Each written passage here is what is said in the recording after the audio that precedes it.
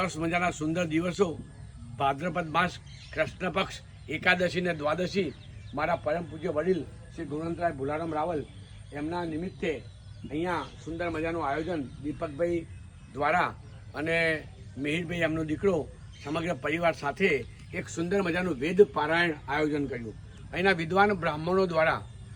એવું સરસ મજાનું 2 દિવસથી આ વેદ પારાયણ ચાલી રહ્યું છે અને ડાકોરના રણછોડના ક્ષેત્રમાં આ ગોમતી તળાવ ની તમે જુઓ તો ખરા, રળિયામણું કેવું લાગે એવું આ ગોમતી તળાવ, એવા સ્વર્ગસ્થ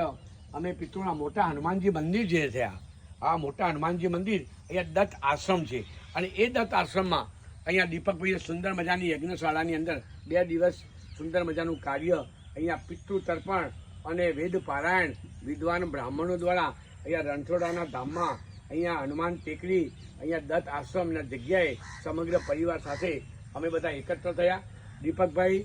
એ પોતાના પિતૃઋણમાંથી મુક્ત થવા માટે એમાં આશીર્વાદ પ્રાપ્ત કરવા માટે સમગ્ર પરિવાર ખૂબ સુંદર મજાનું અહીંયા સગા સંબંધીઓને બોલાવી અને સુંદર આયોજન કર્યું છે અને બહુ જ આનંદ થયો। એવું આ તીર્થ ક્ષેત્ર ડાકોર એટલે કે